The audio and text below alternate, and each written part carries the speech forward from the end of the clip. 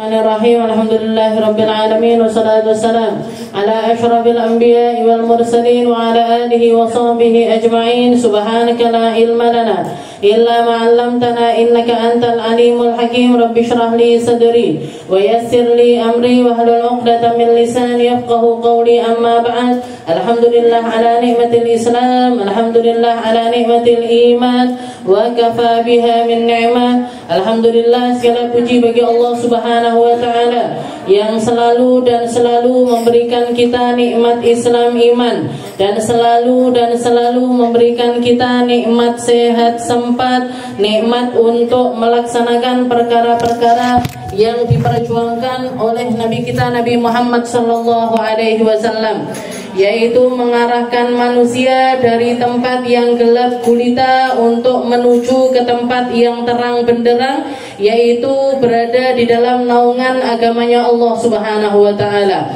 Ketika seseorang memahami makna kehidupannya, ketika seseorang tahu akidah terbenarnya, apa yang patut dia sembah, bagaimana dia menghabiskan kehidupannya, di situ dia akan tahu persis bahwasanya hidupnya ini penuh dengan warna, hidupnya ini penuh dengan cahaya, hidupnya ini penuh dengan ketenangan yang hakiki yang datang dari Allah Subhanahu wa taala. Dan ketika hal itu selalu diupayakan oleh seseorang menjadi wirid harian, menjadi kebiasaan di dalam hidupnya untuk melaksanakannya, maka dia akan mencicipi kenikmatan sebagaimana Allah Ta'ala memberikan kenikmatan yang luar biasa kepada hamba-hamba pilihannya. Ketika Allah Ta'ala mengatakan ihdinas siratal mustaqim siratal ladzina an'amta alaihim ghairil maghdubi alaihim waladdallin. Ya Allah, berikanlah kami jalan yang lurus. Perkara yang lurus gak akan pernah berkelok-kelok. Perkara yang lurus gak akan pernah menyamping ke kanan ataupun juga menyamping ke kiri. Sesekali oleng, sesekali lurus. Bukan seperti itu orang yang berjalan di jalan yang lurus, tapi dia terus-terusan istiqomah di jalan Allah Ta'ala. Ketika mereka memaksakan diri untuk istiqomah, belajar terus untuk istiqomah, selalu menetapi jalan tersebut, lama-kelamaan dia akan masuk di dalam golongan orang-orang yang menikmati jalan itu sendiri. Menikmati jalan itu. Jadi ihdinas siratal mustaqim, ya Allah berikan kami jalan yang lurus. Jalannya siapa? Siratal ladzina an'amta alaihim. Jalannya orang-orang yang menikmati Islam. Jalannya orang-orang yang menikmati takwa. Jalannya orang-orang yang merasakan lezatnya salat, lezatnya zikir, lezatnya bersalawat, lezatnya berjuang, lezatnya berdakwah, lezatnya ilmu, lezatnya melaksanakan perkara-perkara yang membuat tersenyum baginda Nabi Muhammad sallallahu alaihi wasallam. Bahkan sebagian ulama mengatakan dulu orang-orang zaman dulu ketika mereka melazimi talabul ilm, ketika mereka melazimi mencari ilmunya Allah Subhanahu wa taala, setiap kali mereka mendapatkan ilmu yang baru, mereka merasakan rasa dingin yang menyentuh hati mereka yang tidak bisa diekspresikan dengan kata-kata. Sebagian lagi di antara mereka ada yang setiap kali membaca Al-Quran merasakan manis semacam madu di lidah-lidah mereka. Sampai kadang-kadang kalau masuk bulan Ramadan nggak berani buka Al-Quran. Sampai ketika masuk bulan Ramadan nggak berani membaca Al-Quran karena merasa bersalah, karena perasaan dirinya masa aku berpuasa tapi nggak merasakan lapar hausnya orang yang berpuasa, karena kenikmatan yang beliau rasakan ketika membaca Al-Quran itu terasa sangat manis sekali di lisan mereka. Kenapa mereka bisa mencapai derajat yang semacam ini? Karena mereka yukabidu nafsah, karena mereka melazimi, memaksakan diri untuk taat terlebih dahulu, dibiasakan, diistiqomai mulai dari usia-usia kecil, mulai dari usia-usia muda, sehingga ketika mereka beranjak dewasa, kelezatan itu sangat terasa di dalam kehidupan mereka. Jadi yang kita harapkan di dalam kehidupan ini lewat pengajian-pengajian ini nih. Ihdinas siratal mustaqim, siratal ladzina an'amta alaihim. Masih yo to lek awake dhewe ngajine ngantuk. Masih yo to lek awake dhewe ngajine ogreh kono, ogreh kene, kesemutan sana, kesemutan sini, garuk-garuk kono, garuk-garuk kene, pecah fokusnya ke sana, pecah fokusnya ke sini. Bariki bar ngaji tuku sego goreng. Bariki bar ngaji mampir ini. Macam-macam pikirannya. Lek sing ngantuk ya pikirannya ranjang. Kalau yang capek pengen delosor. Sing luwe pikirannya maem. Nah, ini kita ketika talabul ilmi ini kan perasaannya masih kayak gitu. Enggak usah dah khusyuk, mau jajal. Saya lihat mana yang dari awal sampai akhir khusyuk ini. Nanti pas salam-salaman, ayo Bu coba talkhis tadi. Apa namanya kajian yang bukan yang kemarin-kemarin, bukan yang minggu lalu, ini tadi loh. Jajal tak bedai siji ya. Katangan Ustaz, angkat tangan, bendera putih kabeh. Nah, walaupun kita jadi istilahnya gini, kalau kita ini kayaknya bukan orang yang berjalan di jalan istiqomah itu enggak. Etok-etoke belajar istiqomah. Pura-puranya etok-etoke dadi wong apik nggih. Menyamakan diri dengan orang-orang yang baik nggih. Tapi yang semacam itu pun dipuji sama Nabi Muhammad SAW. Makanya enaknya berislam, enaknya jadi umatnya Nabi Muhammad SAW. Umatnya Nabi ini lengkap. Mulai dari yang paling puncak di dalam keimanan itu dapat pujian dari Allah Ta'ala, yang dapat koretannya baik itu loh juga dipuji sama Nabi. Yang dapat koretannya itu juga dapat pujian dari Nabi. Katanya Nabi Muhammad, man tashabbaha biqaumin fahuwa minhum. Siapa yang memirip-miripkan diri dengan satu kaum, dia masuk di dalam golongan kaum tersebut. Tadi awake dhewe lek jilbaban masih kadang-kadang jambule ketok, kupinge ketok, lehernya ketok, atau kadang-kadang khilaf nggih. Pas keluar lek jauh jilbaban nggih. Pas tuku jangan ning ngarep nggih. Mahram karo tukang sayure nggih. Koyok bapak dhewe, koyok kakak dhewe, koyok pak li dhewe. Nggih, khilaf nggih kayak gitu khilaf. Nggih. Tapi masih jilbaban nggih. Ya apa? Pokoknya pas jilbaban harus niat nawa itu tasyabbuh biqaum. Ya Allah, saya niat nirukan orang-orang baik masih duduk wong apik. Kita bukan orang ahli puasa, tapi mengikutkan diri seperti orang-orang yang berpuasa. Kita bukan orang yang berlisan baik, tapi pura-pura mengikuti sedikit-sedikit dari orang-orang yang lisannya itu baik. Itu pun dapat pujian dari Nabi. Kurang enak apa jenengan? Man tasyabbaha biqaumin fahuwa minhum. Man almar'u ma'aman ahab. Orang yang punya kecintaan di dalam hatinya kepada satu golongan, dia akan digolongkan dengan golongan tersebut nanti di sisi Allah Subhanahu wa Ta'ala. Jadi Allah Ta'ala ketika ngasih barisan atau ngasih komunitas, ngasih circle, bukan yang setara. Kalau yang setara nggak kira iso Bu, kita ngikuti orang-orang zaman dulu itu nggak kira bisa. Lawannya kita Sayyidina Abu Bakar, lawannya kita Sayyidina Umar, lawannya kita Sayyidah Fatimah, lawannya kita orang yang sabar luar biasa, Sayyidah Asia, Sayyidah Maryam dan lain sebagainya. Nggak kira bisa kita nyamain amalnya mereka, nggak kira bisa. Nyamain imannya mereka, nggak kira bisa. Nyamain kedudukannya mereka apalagi. Nggak akan bisa. Akan tetapi katanya Nabi, almar'u ma'aman ahab. Orang yang cinta sama golongan tersebut, dia akan digolongkan dengan orang-orang tersebut.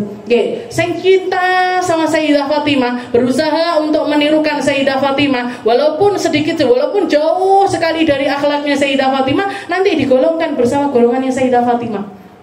Bayangkan, yang dikatakan gak ada satupun perempuan yang mendapatkan kedudukan tersebut. Di saat semua manusia ditelanjangi sama Allah Ta'ala, di saat semua orang dibuka aibnya sama Allah Ta'ala, di saat semua bukan cuman ditampakkan amal-amal keburukan kita, tapi semua perkara di dunia akan menjadi saksi atas perbuatan kita. Yauma tuhadditsu yauma tuhadditsul gimana? Hari di mana bumi ini menceritakan tentang setiap kabar-kabar yang pernah terjadi di atasnya. Oke, ini yang namanya zalzalah yang sebenarnya ini. Yang namanya kiamat yang sebenarnya ini yang seperti ini. Yang namanya hari pembalasan yang sebenar-benarnya itu adalah hari di mana setiap perkara bersaksi atas setiap perbuatan kita.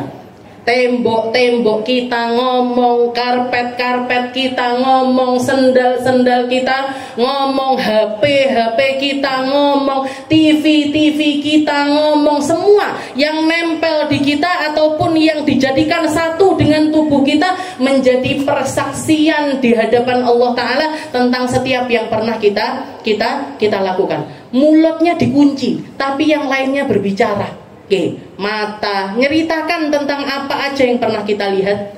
Telinga nyeritakan segala sesuatu yang pernah dia dengar. Kaki nyeritakan ke tempat manapun kita pernah pergi. Tangan menceritakan segala sesuatu yang pernah dilakukannya. Kemaluan menceritakan segala sesuatu yang diperlakukan atas dirinya.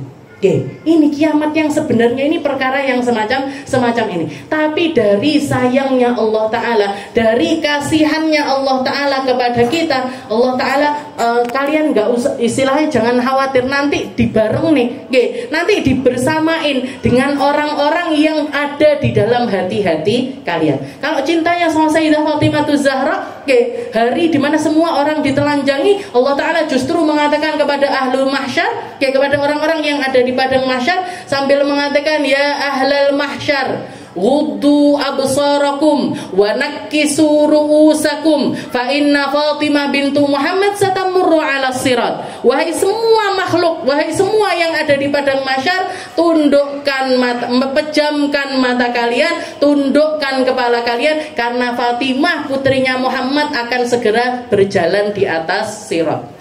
Beliau jalan gak sendirian, Bu. Beliau jalan gak dewean, gak sendirian, tapi sama rombongan para pecintanya Sayyidah Fatimah Zahra. Sama orang-orang yang ada di belakang, yang nirukan akhlaknya, yang nirukan cara pendidikan anaknya, yang nirukan cara berpakaian, yang nirukan cara ngomongnya, yang nirukan cara baktinya kepada suaminya, dikumpulkan sama Sayyidah Fatimah Zahra ngelewati jembatan Sirat dalam keadaan cepat secepat kilat. Apa ndak enak? Enak banget, enak sekali. Tinggal kita memantaskan diri untuk mendekati kepada orang-orang mulia yang semacam ini. Alladzina an'amta, orang-orang yang dapat kenikmatannya iman, yang dapat kenikmatannya takwa, hidupnya enggak menga-mengo kanan kiri, enggak lurus. Gusti Allah, pokoknya aku mau ronggoni Gusti Allah. Pakai apa? Hartaku tak pakai jalan di jalannya Allah. Rumahku tak pakai jalan di jalannya Allah. Pakaianku tak pakai jalan di jalannya Allah. Semua yang ada pada diri saya pakai, saya persembahkan untuk agamanya Allah Subhanahu wa Ta'ala. Ini mereka-mereka yang menikmati keislaman, menikmati keimanan, yang akan mengembirakan hatinya Nabi Muhammad SAW. Kita lanjutkan pembahasan kita di dalam Qasidatul Burdah. Ila an qala al-muallif rahimahullah ta'ala wa nafa'ana bihi wa bi'udumi fid darain amin. Al-faslu tsalits fi madhi sayyidil mursalin. Kita masuk ke pasal yang ketiga tentang pujian kepada baginda Nabi Muhammad sallallahu alaihi wasallam.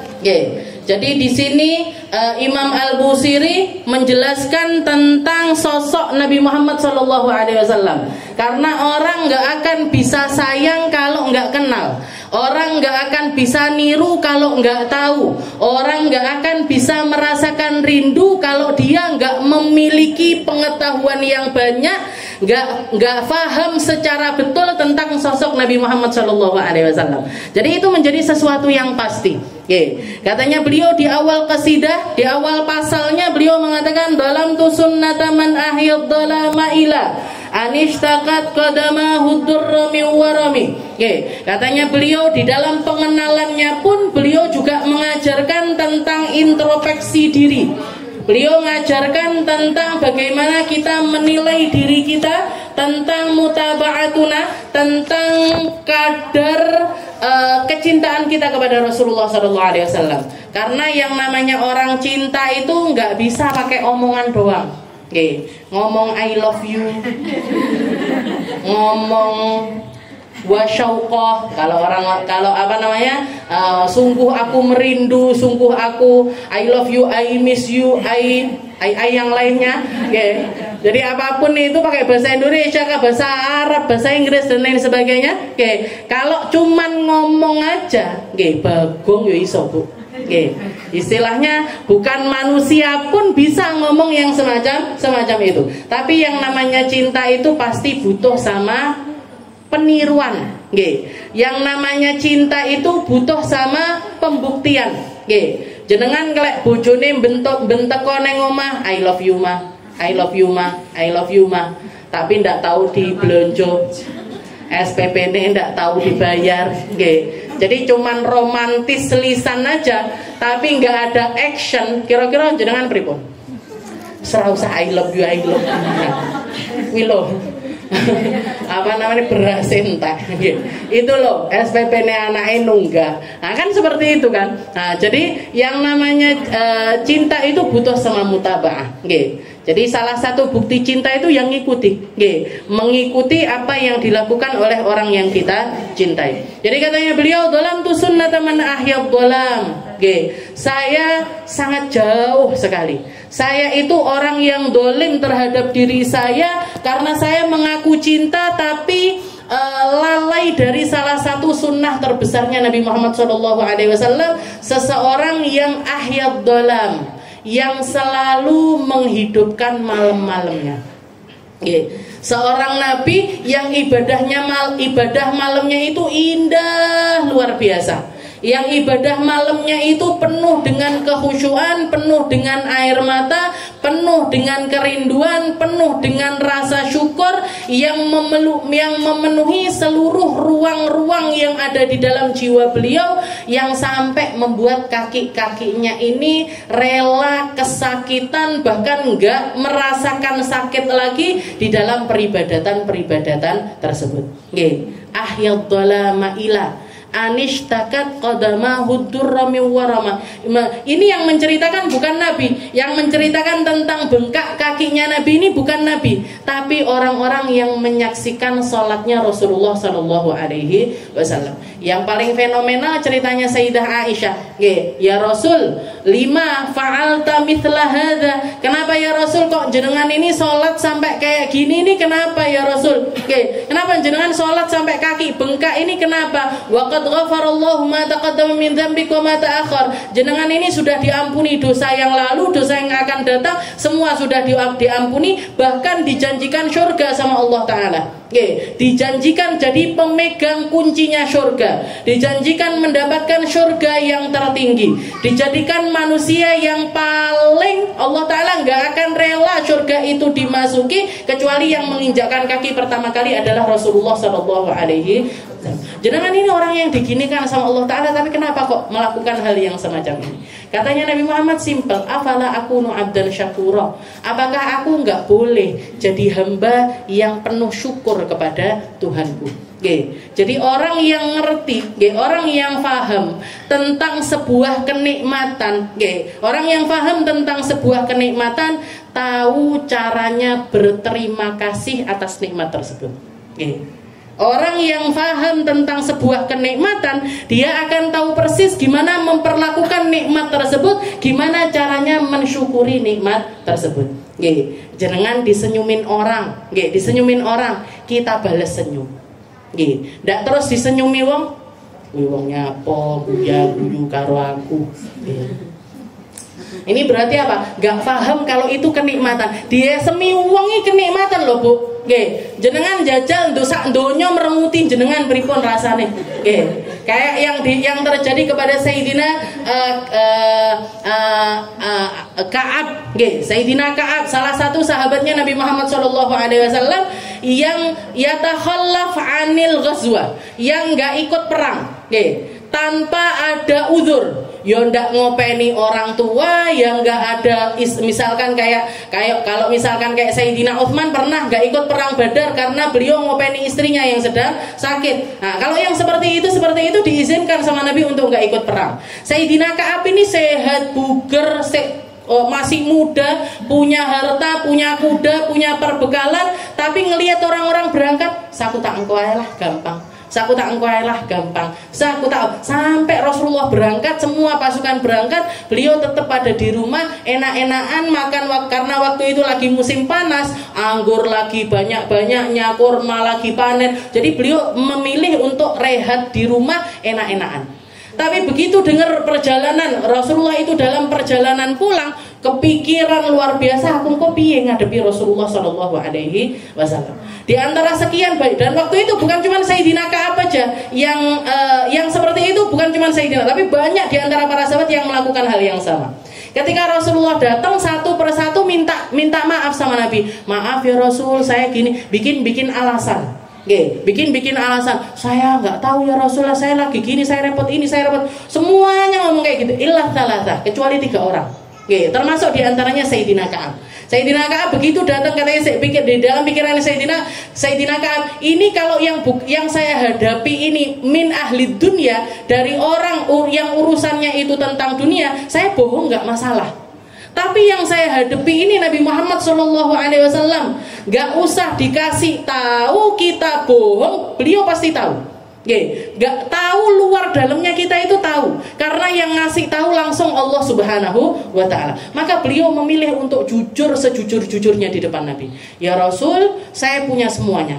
Saya lagi gak repot, saya gak ada udzur, saya gak ada hajat dalam hal apapun. Tapi entah kenapa saya memilih untuk gak ikut berangkat perang bersama jenengan. Akhirnya apa? 3 orang ini dihukum sama Nabi. Dihukum, dapat hukuman dari Nabi. Apa hukumannya? Enggak disopo menungso sak Madinah. Termasuk diantaranya Nabi Muhammad SAW.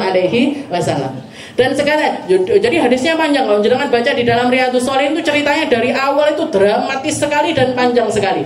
Katanya Sayyidina Ka'ab, kalau yang 2 orang ini memang agak sepuh. Jadi ketika mereka mendapat hukuman, mereka memilih untuk berdiam diri di rumah, wiritan, zikiran, tobat, nangis sepanjang hari.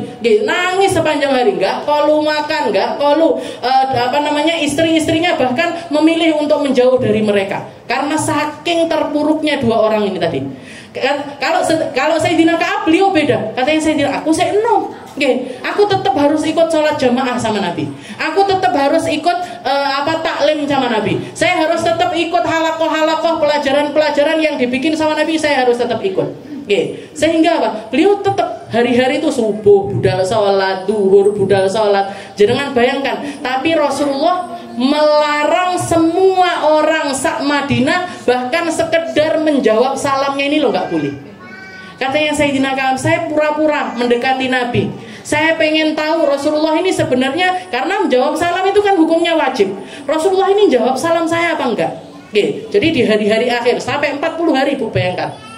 Katanya Sayyidina Ka'ab, saya melipir-melipir mendekati Nabi. Setelah itu saya mengucapkan salam kepada beliau, Assalamualaikum ya Rasul. Fama iltafata ilai. Katanya Sayyidina Ka'ab, noleh aja enggak. Kok jawab? Noleh ke aku aja enggak. Pada saat itulah dikatakan, katanya beliau, aku nggak kuat, 40 hari diginakan sama Nabi, 40 hari diginakan sama seluruh penduduk Madinah. Maka aku waktu itu nggak kuat kayak dunia ini terhimpit buat beliau. Beliau nelusuri pagar-pagar rumah-rumah yang ada di Madinah sambil nangis, nggak bisa ditahan lagi. Neng pasar nangis, bayang jual beli nggak dijawabi, kipiro menang, kipiro menang, bayangkan. Jadi disenyumin orang itu loh kenikmatan. Kenikmatan. Kalau misalkan semua orang itu milih nyatru awake dhewe kaya apa rasane? Jadi orang yang tahu tentang kadar sebuah kenikmatan, tahu gimana caranya bersyukur. Oh, ini saya terima kasih. Oh, ini saya ngasih armarem. Oh, ini saya bales apa yang dia lakukan. Atau seminim-minimnya, seminim-minimnya kalau kita merasa saya nggak bisa ini bales dari apa yang diberikan sama orang ini, saya nggak bisa balas. Doakan dia dengan doa yang tertulus. Doakan dia di waktu-waktu yang paling mustajab. Doakan dia di saat-saat yang jenengan merasa itu adalah doa yang paling intim bersama dengan Allah Subhanahu wa Ta'ala. Jadi Nabi Muhammad seperti itu. Katanya beliau, afala akunu abdan syakura. Kenapa aku seperti ini karena aku ingin menjadi orang yang tahu caranya bersyukur. Saya orang yang paling banyak dapat kenikmatan dari Allah. Jadi nabi, jadi rasul. Bahkan bukan cuma sembarang nabi, sembarang rasul, tapi menjadi nabi rasul yang paling mulia di antara semuanya. Kemuliaannya terjadi di dunia sampai di akhiratnya Allah Ta'ala. Afala akunu abdan syakur. Jadi katanya beliau, dalam tu sunnata man ahyad dhalama ila anishtakat qadamahu durra min warami. Saya menyalahi sunnah dari seorang nabi yang selalu menghidupkan malam-malamnya dengan ibadah. Bahkan sampai kedua kakinya itu terasa sakit sampai dengan bengkak. Jadi ibadah malamnya Nabi Muhammad itu ekstrim sampai semacam itu. Setelah itu beliau mengatakan wasyadda min saghabin ahsya'ahu wa tawa tahtal hijarati kashammut rafal adami. Bahkan Nabi yang aku ikuti itu seringkali mengikat perutnya demi menahan lapar serta menyelipkan beberapa batu di atas pinggangnya untuk mengurangi rasa lapar. Jadi di samping ibadah malamnya Nabi ini ekstrim, kefakiran yang diterima sama Nabi ini juga ekstrim. Istilahnya kalau kita mau nyari orang kelaparan, gak ada yang laparnya itu sampai laparnya Nabi Muhammad SAW. Kayak laparnya Nabi atau orang-orang yang mengikuti jejaknya Nabi Muhammad SAW. Jadilah saya tanya di sini, ada yang hari ini nggak makan? Gak enak misalnya. Pagi sarapan, siang makan siang, sore nyemil sore, agak maghrib ngopi-ngopi maghrib. Engko bengi mangan bar ngaji mangan. Nah, jadi istilahnya kalau Nabi Muhammad SAW itu adalah orang yang perutnya itu seringkali menahan lapar, bahkan menahan laparnya itu bukan cuma diikat aja, tapi ditaruh batu di dalam perut-perut beliau untuk sekedar untuk biar nggak terasa sakit yang luar biasa di dalam perutnya beliau. Itu yang dilakukan sama Nabi Muhammad. Terus apalagi awal-awal hijrahnya Nabi. Akhir di saat beliau di negeri Mekah sampai awal-awal beliau di negeri Madinah, itu waktu yang paling berat untuk Nabi dan juga umatnya Nabi Muhammad SAW. Yang diceritakan oleh Sayyidah Aisyah, katanya Sayyidah Aisyah, ja'atil hilal waja'atil hilal walam yuqad fi buyutin nabi naron. Katanya Sayyidah Aisyah, datang purnama pertama, datang purnama kedua, datang purnama ketiga, dan di rumahnya Nabi ini enggak hidup api sama sekali. Berarti apa? 3 bulan enggak masak. Bukan enggak masak karena enggak milih masak kayak jenengan, marung tuku nenggone kafe, enggak. Ya karena memang enggak ada yang bisa dimakan, enggak ada yang bisa dimasak.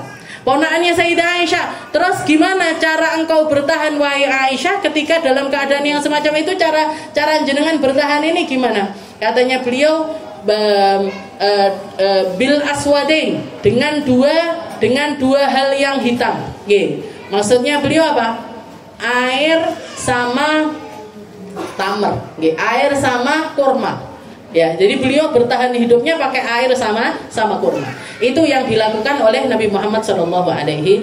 Sering Nabi Muhammad itu sering kali lapar. Bahkan dikatakan awal hijrah ke negeri Madinah, dari mulai hijrah sampai datang Ramadan, dapat perintah untuk puasa Ramadan.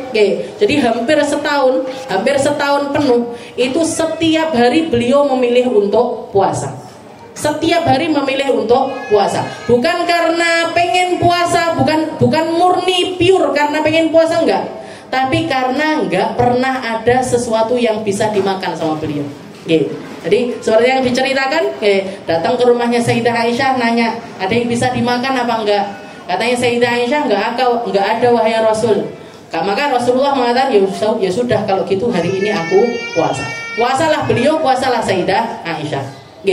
Nanti kalau misalkan besoknya ternyata ada makanan yang bisa dimakan apa enggak, ada ya Rasul, maka beliau makan.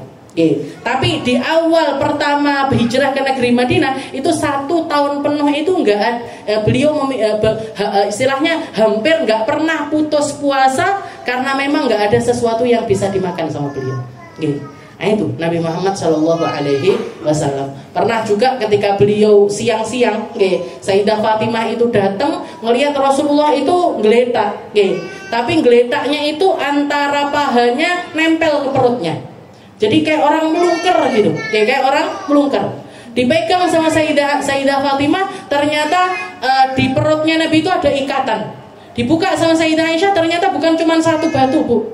3 batu yang dipakai ganjel perutnya Rasulullah Shallallahu Alaihi Wasallam. Setelah itu Sayyidah Fatimah bawa 1 kantong, dibuka isinya adalah roti, dimakan sama Rasul dan Rasulullah mengatakan, wallahi ya Fatimah, inna hadhihi la awwalu ta'amin dakhala batna abika mundu thalath. Katanya Rasul, wahai Fatimah, demi Allah, ini adalah makanan pertama yang masuk ke dalam perut ayahmu sejak 3 hari yang lalu. Sejak 3 hari yang lalu. Itu sering terjadi pada sahabat-sahabatnya Nabi Muhammad pun seperti itu. Yang masyhur ceritanya Abu Hurairah. Abu Hurairah itu sering. Beliau kan ahlu sufah ya, orang yang tinggal di pelataran masjidnya Rasul. Jadi nggak punya rumah, nggak punya istri, nggak punya keluarga. Beliau tinggal di pelataran masjidnya Rasulullah Shallallahu Alaihi Wasallam. Mereka nggak punya pekerjaan, kerjaannya ya sholat, ibadah, melok ngaji, ngaten mawon. Terus makanannya dari mana? Kalau ada orang sedekah di rumahnya Nabi, nanti makanan ini dikasihkan sama Nabi kepada orang-orang tersebut. Kalau ada orang yang ngasih hadiah kepada Nabi, jadi kalau orang ini akadnya ngasihnya itu adalah sedekah, langsung semuanya dikasihkan sama Nabi kepada ahlus suffah. Tapi kalau akadnya makanan ini tadi datang atau hadiah ini tadi datang berupa hadiah, datangnya itu berupa hadiah, kadang-kadang Rasulullah ngicipi dulu baru dikasihkan orang-orang. Kadang-kadang langsung dibawa sama Nabi, dibawa makan bersama-sama dengan para ahlus suffah. Jadi kalau hadiah diterima sama Nabi, beliau ngicipi, tapi kalau sedekah langsung dikasihkan kepada ahlus suffah. Dikatakan Abu Hurairah itu, katanya beliau cerita, saya itu sering kali, bahkan beberapa kali, keluar di jalanan Madinah, fituruk, istilahnya jalan umum seperti itu. Istilahnya karena saking laparnya, beliau memilih untuk duduk di jalan-jalan Madinah. Setelah itu nunggu orang lewat. Nah, nanti kalau ada yang beliau kenal, katanya marra Abu Bakar, datang lewat Sayyidina Abu Bakar. Untuk istilahnya bahasa basinya Sayyidina Abu Hurairah, beliau manggil Sayyidina Abu Bakar, setelah itu mengatakan Assalamualaikum ya Abu Bakar. Waalaikumsalam. Setelah itu, wahai Abu Bakar, saya nanya kepadamu tentang ayat ini. Jadi istilahnya buka perakatanya itu pakai ini, kira-kira kalau ayat ini gimana? Kalau ayat gini yang benar gimana? Alasannya gitu. Padahal harapannya Sayyidina Abu Hurairah ini, semoga nanti Sayyidina Abu Bakar itu ngajak aku ke rumahnya, buat jawab pertanyaan ini sekaligus ngasih aku makan. Ya minimal aku dijak mulai neng omahe, setelah itu saya ditraktir makan lah sama Sayyidina Abu Bakar. Ternyata nggak peka Sayyidina Abu Bakar. Famarro, habis jawab pergi. Lewat lagi Sayyidina Umar, beliau melakukan hal yang sama, pertanyaan yang sama, ayat yang sama yang ditanyakan. Wahai Umar, kalau ayat gini nih kayak gimana? Dijawab sama Sayyidina Umar. Habis itu tapi nggak ditraktir juga, pergi aja beliau. Baru yang peka Faja'a Abul Qasim, katanya Abu Hurairah, datanglah orang yang aku tunggu-tunggu, yaitu Nabi Muhammad Sallallahu Alaihi Wasallam. Teko kadoan dikatakan Rasulullah ngelihat Sayyidina Abu Hurairah, wes ngerti modelnya. Eleh ki paling keluwen. Ini pasti kelaparan, mukanya pucat, bibirnya kering, pokoknya ini mesti lapar. Rasulullah sudah tahu. Fatabasama, beliau cuma senyum aja. Dipanggil, ya Abahir, wahai Abu Hurairah, labbaik ya Rasul. Ilhaq bi, ayo sama saya. Kemana ya Rasul? Stop, pokoknya tak ajak. Diajak pergi. Ternyata diajak ke rumahnya Rasulullah Shallallahu Alaihi Wasallam. Beliau masuk ke rumah, nanya sama orang rumah, ada yang bisa dimakan atau ada yang bisa diminum apa enggak? Kata istrinya Nabi, ada ya Rasul, hada qadahun min laban. Ada satu ceret susu. Ya, sak ceret.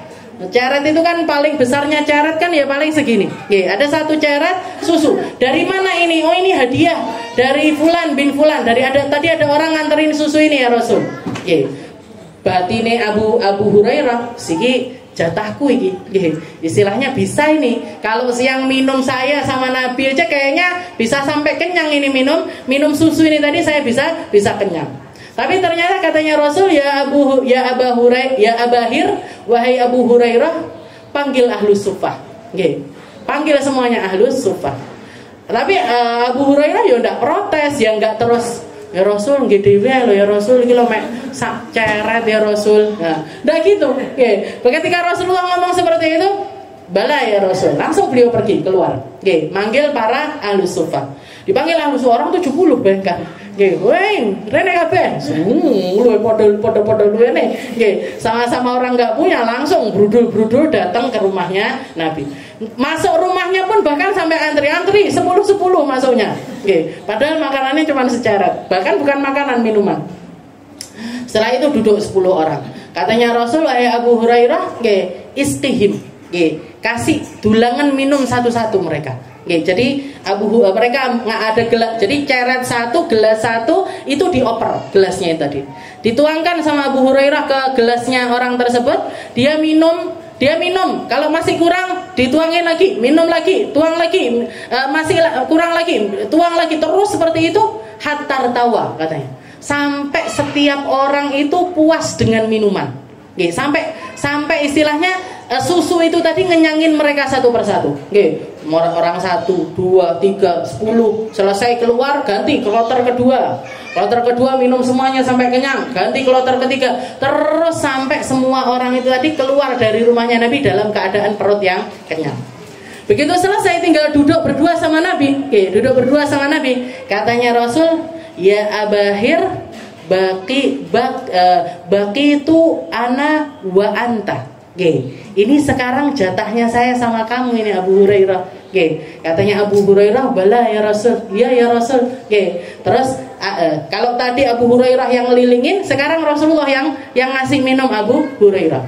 Disuruh minum dari qadahnya, dari ceretnya itu, beliau minum. Katanya Rasul, isyrab. Pertama suruh duduk, habis duduk minum. Isyrab. Jadi terus Rasulullah itu isyrab terus seperti itu. Katanya Abu Hurairah sampai nggak muat lagi. Sampai beliau melepaskan si ceret itu tadi sambil bilang sama Rasul, walladzi ba'atsaka bil haqq. Ya Rasul, demi zat yang mengutus engkau dengan kebenaran, dengan kebenaran, saya sudah nggak nemu jalan lagi untuk susu ini masuk ke perut ini, nggak ada jalan lagi. Biak mencep kudu muntah ya Rasul. Sudah mau muntah ini, sudah sampai segini nih ya Rasul, nggak. Kalau saya masukin lagi muntah malahan justru saya. Guyu Rasulullah. Setelah itu diambil ceretnya itu dihabiskan sama Nabi Muhammad Sallallahu Alaihi Wasallam. Jadi ini cerita masyhur. Ini cerita dan yang semacam itu banyak sekali kejadiannya. Sayyidina Jabir cerita, ketika beliau diperintahkan sama Nabi untuk berangkat Sariyah, diberangkat kayak perang, tapi Rasulullah nggak ikut. Itu jumlah pasukannya itu ada 300 orang, dipimpin sama Abu Ubaidah bin Jarrah. Jadi 300 orang ini disuruh sama Nabi untuk berangkat nyegati orang-orang kafir Quraisy untuk ngambil hartanya mereka. Jadi kayak tapi zaman itu diperbolehkan seperti itu. Jadi utusan syariah untuk memerangi orang-orang kafir Quraisy. Dan dari 300 orang itu tadi, jatah bekal yang datang dari Nabi itu cuman 1 kresek kurma. Buat 300 orang 1 kresek kurma. Katanya sahabat-sahabat tersebut di awal-awal perjalanan saya nggawa bekal dewe-dewe masihan. Bawa makanan sendiri, bawa minuman sendiri. Dan kalau minuman mereka mampir ke satu tempat dapat, sampai di saat mereka semuanya sudah kehabisan bekal, otomatis satu-satunya makanan yang bisa dimakan ini ya kurma yang datang dari Nabi. Dikatakan para sahabat 300 itu dalam keadaan perang jatah satu orangnya seharian makanannya itu satu kurma. Jatah seharian mereka makan sehari itu jatahnya per orang satu kurma. Ditanya sama para sahabat, gimana caramu kenyang dengan satu kurma itu gimana? Ya ketika kita dapat kabeh mek delok-delokan iki jatah sehari ini. Akhirnya apa yang mereka lakukan? Dimasukkan perut, dimasukkan mulut, dimut.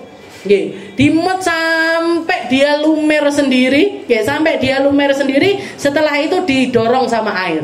Nah, itu makanan yang semacam itu kami bisa nahan lapar sehari semalam. Besoknya dikasih lagi jatah satu kurma lagi, dikasih jatah satu kurma lagi, sampai pada akhirnya kurma ini pun habis. Mereka kelaparan luar biasa, makanya sampai syariahnya itu dikasih nama Syariatul Khobat.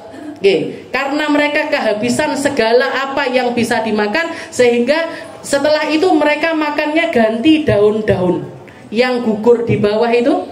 Nanti dicuci pakai pakai tongkat, dicelup sama air, diremes-remes, itu yang dimakan.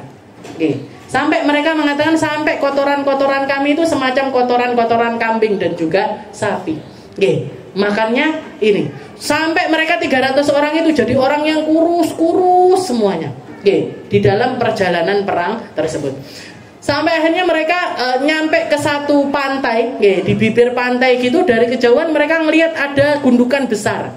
Dideketin ternyata ikan hutan kabiron. Jadi kayak ikan besar sekali. Itu baru mereka makan genah itu. Setelah sebelumnya itu kelaparan berminggu-minggu bahkan berbulan-bulan cuman pakai korma-korma satu dan juga daun-daun yang jatuh. Mereka makan ikan itu sampai akhirnya bisa balik pulih lagi badannya, pulang ke negeri Madinahnya Nabi. Bahkan Rasulullah nanya, mana itu ikan yang kalian dapat di pinggir, karena ikannya besar sekali, bisa jatah 1 bulan mereka makan itu nggak habis-habis. Dibawa ke negeri Madinah, Rasulullah minta, saya pengen ngerasain itu ikannya, dikasih sama Nabi dan Nabi makan sedikit dari ikan tersebut. Jadi sahabat-sahabatnya Nabi, orang-orang yang ada di sekitarannya Nabi, bahkan Nabi Muhammad SAW sendiri itu orang yang sering kali merasakan lapar di hari-harinya. Merasa bahkan sampai akhir maksudnya. Kalau awal-awal itu kan memang ekonomi, tapi di akhir-akhir itu kan dunia sudah istilahnya dari syariah, dari harta rampasan, dari ghanimah dan lain sebagainya. Rasulullah sudah dapat jatah itu, tapi Rasulullah tetap memilih makan secukupnya, atau memilih untuk bahkan melaparkan diri beberapa hari dan mengenyangkan diri beberapa hari. Doanya Nabi untuk keluarganya beliau. Jadi kalau orang kan kalau doa, ya Allah kasih rezeki sing akeh banget, halalan, thayyiban. Bahkan kalau jenengan doa duha itu, saya kadang-kadang kalau baca doanya sholat duha sampai izin sama Allah Ta'ala. Ya Allah, turunkan, kalau rezeki kami di langit turunkan, kalau dari bumi keluarkan, kalau dari kanan datangkan, pokoknya sing tersimpan to nek kabeh ya Allah ya Gusti. Gitu kan doanya kita itu kan pokoknya kudu akeh. Moh lek gak akeh moh. Tapi Rasulullah doanya untuk keluarganya, Allahumma rzuq ala Muhammad qutan. Katanya beliau, ya Allah kasih rezeki untuk keluarganya Muhammad ini secukupnya untuk mereka makan. Jadi doanya beliau untuk keluarganya, untuk anak cucu, untuk Sayyidah Fatimah, untuk Sayyidina Hasan, Sayyidina Husain, Allahumma rzuq ala Muhammad qutan. Ya Allah kasih rezekinya untuk keluarganya Muhammad ini sekedar yang cukup buat mereka makan. Makanya kalau anak cucunya Nabi atau dzurriyyahnya Nabi ini, mereka ini menjadi orang-orang yang tidak dikasih rezeki yang banyak sama Allah Ta'ala, itu berarti dapat athar dari doanya Rasulullah Sallallahu Alaihi Wasallam. Jadi malah justru harusnya berbangga. Kok ada Habib, ada Syarifah, kok nggak punya duit, berarti kidungone njitku ini. Ini doanya kakek saya ini memang seperti berarti aku tenanan dadi cucunya Rasulullah Shallallahu Alaihi Wasallam. Terus yang sugih piye iki? Ya, dengan caranya masing-masing. Tapi memang seperti itu doanya Nabi. Allahumma rzuq ala Muhammad utan.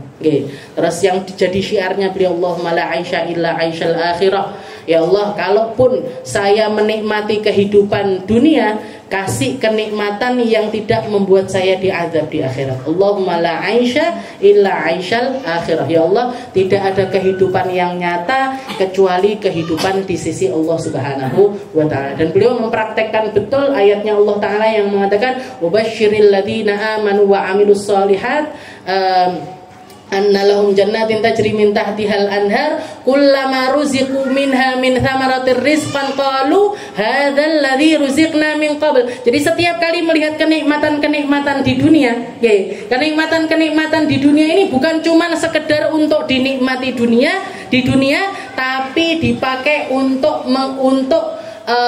ditransfer sampai ke akhiratnya Allah Ta'ala. Karena orang-orang yang masuk di dalam surga itu diceritakan sama Allah Ta'ala kullama ruziqu minha min thamaratir rizqan. Setiap kali mereka mendapatkan rezeki di dalam surga, mereka itu ingat hadzal ladzi ruziqna min qabl. Loh, iki rezeki sing kaya tak pernah aku makan di dunia. Oh, ini ada anggur kayak anggur yang di dunia. Oh, ini ada air yang kayak air di dunia. Ini ada susu yang kayak susu di dunia. Oh, ini ada rumah yang kayak rumah di dunia. Oh, ini ada ranjang yang kayak ranjang di dunia. Jadi ketika mereka masuk di alam akhirat, mereka yang diingat hadzal ladzi ruziqna min qabl wa utubihi mutasyabiha. Dan memang Allah Ta'ala itu ngasih mirip-mirip. Dikasih kita itu dicicipkan kenikmatan di dunia, bukan untuk dinikmati di dunia, tapi untuk mengingatkan kita kalau di alam akhirat itu ada yang semacam ini, itu ada. Tapi bedanya di surga berkali-kali lipat lebih nikmat. Sekarang ini kita lagi majlisan. Sekarang ini kita lagi duduk sama-sama ngaji, adep-adepan mengkaji ilmunya Allah Subhanahu wa Ta'ala. Banyak di antara kita yang merasakan enak, ngaji ki enak. Ngaji ini nyaman saya di dalam ngaji. Nanti Bu, ini hanya permulaan rezeki kenikmatan yang sedikit sebelum nanti perkumpulan yang lebih indah di surganya Allah Subhanahu wa Ta'ala. Jangan kalau pengen tahu naiknya rezeki, jangan eleng-eleng kemarin waktu didatengin Ustazah Salha, gimana rasanya kemarin setelah itu didatengin Hubabah Maryam, naik kan? Ini udah nikmat, ini ngaji kayak gini sudah nikmat. Tapi ketika ada orang yang lebih lagi naik nikmatnya, nanti insya Allah tanggal 2 nanti ketemu sama Ustazah Halimah, insya Allah naik lagi terus seperti itu. Kullama ruziqu min thamaratir rizqan qalu hadzal ladzi ruziqna min qabl. Loh, rasane koyo mbiyen yo, adewe lingkuh-lingkuh ngaji, nggone surga yo lingkuh-lingkuh ngaji neh. Tapi kalau di surga pure untuk dinikmati, pure untuk ketenangan, pure tanpa kesedihan, pure tanpa beban, pure tanpa sumpek. Jenengan bayangkan kayak apa nikmatnya. Wong dhewe ning gone majelis ini biasanya lek khusyuk lali dilut masalahnya. Sumpeknya lupa, utange lali, terus beban kehidupan itu rontok walaupun keluar dari majelis eling neh. Tapi kalau di surga hilang semuanya itu Bu, kekhawatiran hilang, capek hilang, sakit hilang, wis ndak enek ceritane gringgingan neh ndak enek.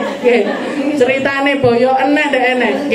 Jadi kenikmatan demi kenikmatan yang berlipat-lipat diberikan sama Allah Ta'ala kepada hamba-hamba yang taat kepadanya. Dan itu semuanya sumbernya ada pada diri Nabi Muhammad sallallahu alaihi wasallam. Syadda min saghabin ahsya'ahu wa tawa tata hijaratika syamutrafal adami warawadazul jibalu syumma min dhahabin an nafsi fa araha iyyama syamami. Insyaallah kita lanjutkan di pertemuan selanjutnya tentang penawaran-penawaran gunung, penawaran-penawaran bumi, tentang kenikmatan surga yang ditolak oleh Nabi Muhammad sallallahu alaihi wasallam. Mungkin dipanjangkan umurnya sama Allah Ta'ala, mungkin digampangkan untuk terus istiqomah di jalannya, mungkin dikasih kenikmatan dohir kita, batin kita, ibadah kita, zikir kita, salatnya kita, salawatnya kita, dikasih keberkahan sama Allah Ta'ala, dikasih rezeki nikmatnya, dikasih rezeki khusyuknya, dikasih rezeki rezeki ikhlasnya, dikasih rezeki untuk semakin bertambah nyambungnya kepada Nabi Muhammad SAW.